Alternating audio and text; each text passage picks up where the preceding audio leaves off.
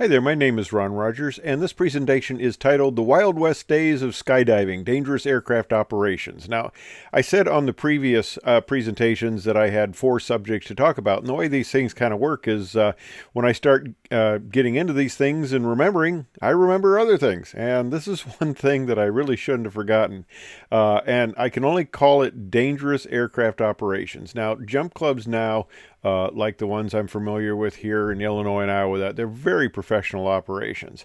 Back 50 years ago, things were running on a shoestring, and it was, well, especially since I wasn't a pilot, I put this club together and ran it, but as far as aircraft operations, I didn't know anything about that, and I guess I assumed that the people who I leased the airplane from and who flew it would know how to operate things. Well, that wasn't quite the case. Now, I don't want to cast any blame. Our pilot Joe, great guy, great pilot. He hasn't been flying the last 20 years at least. And the guy who leased it passed away in an airplane accident. So there's nobody that's going to get in trouble by relating this. And I wasn't a pilot at the time, and I didn't know any better, tell you the truth. So here's the situation. Like I mentioned previously, I found a farmer. That's his farmhouse there, good old Fobian, and he let us use part of his pasture, and that's next to the green arrow there. It's actually bigger than that, and there was a tree line at the end. Now, I don't remember how much distance we really had, but it wasn't a lot, and it was pretty critical getting in and out of this airfield. Okay, here's the jump plane, a 180. We've got that extra bar there on the bottom that I mentioned the STC thing that I didn't know about, weight and balance and that. And we got the door open, which gives you drag. So I don't know what the performance characteristics of this aircraft were, but we could get in and out of the field, or our pilot Joe got us in and out. Although once in a while we had some interesting events. Okay, here's the airplane tied out during the winter. There's the bar there. Now, we kept the fuel load as light as we could, and I'll talk about that in just a minute. But we kept it as light as we could because weight seemed to be a factor. We'd load the pilot and 3 jumpers in there, and we'd go taking off. Now, what Joe liked to do is he liked to keep the airplane right on the ground and then kind of jump over the trees at the end. He did that just kind of to play with us. And I usually was setting in the door on the floor. And every once in a while, Joe would let me fly. So I'm sitting there, my hands above my head, flying, looking out the side, making the other guys in the airplane sick. But he would keep it down on the deck and stuff like that and then pop it up. Well, that's fun and stuff. Well, this one time we did it, we just barely missed the trees. The wheels there just barely cleared. And I looked up Joe and I'm laughing, well, that was a close one, yeah, you're trying to scare us. And Joe was just, his hand grips were on the yoke, and his eyes were wide, and he turns to me and says, I didn't think we were going to make it. Well, this is, it's better to be clueless sometime. Okay, well, that was one of the tales where, performance was an issue.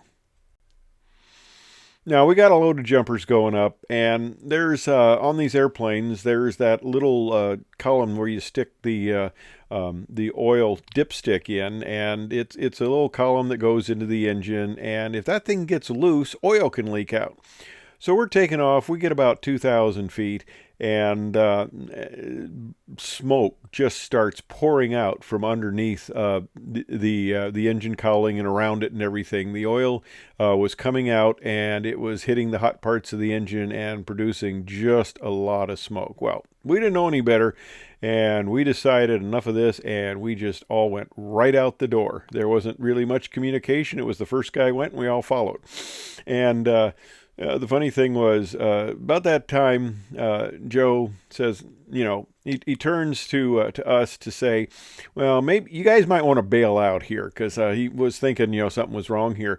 And he said when he did, he just saw the boots of the last of us going out the door. So he turned around, came back, ground landed. We tightened that thing up, put a little more oil in, and we were fine.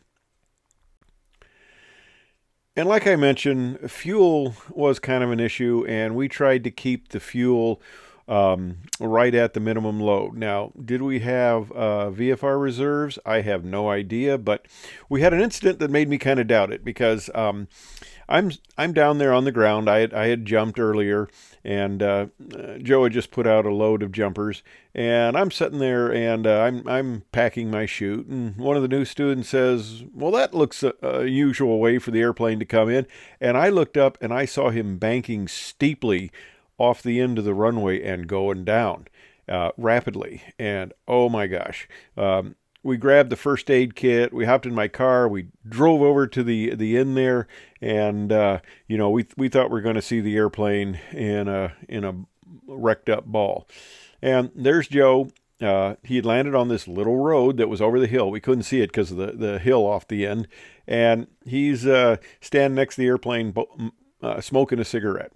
Well, I had the first aid kit in that. Well, the only person we treated was one of the guys who cut himself jumping over the barbed wire fence to go to rescue Joe. So my wife, a nursing student, treated him, and the rest of us said, well, yeah, we need to haul some gas. So we got some cans, we hauled some gas out, we poured it in the airplane, and it's on this road here, and we decided, well, we don't want to, lose a perfectly good takeoff, so we got our gear, we hopped in, and I was on the load, and we took off from the road, and came up and jumped, and he came back, and I guess got some more fuel. Yeah, what a way to operate. We also had a problem. This amazes me thinking back on it because I've got 1,000 hours of tailwheel time, but we had trouble keeping the grass mowed. I plied the farmer with some apricot schnapps every once in a while, and he would mow it, but it would get kind of, it's Iowa, stuff grows. It would get kind of long in the meantime. And we ended up with a problem where after repeated takeoffs, in fact, sometimes the prop was kind of mowing the weeds as he went, we had a bunch of debris that jammed in one of the wheels. And we were getting ready to take off, and he does this little 180 because the wheel had jammed. Well, gets out, and I'm not quite sure what he did, but we ended up with an in-out brake.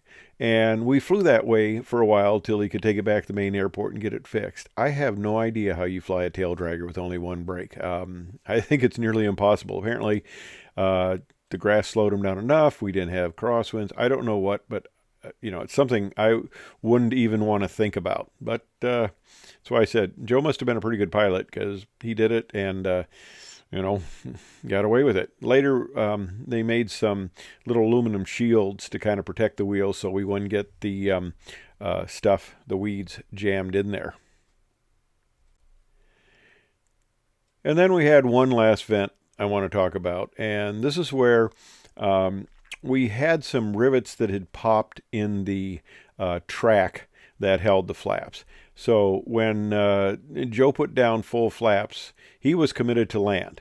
And on this short field, you needed full flaps. But as long as there were air loads on the flaps, once they were down, you were landing, and you couldn't go around really with full flaps.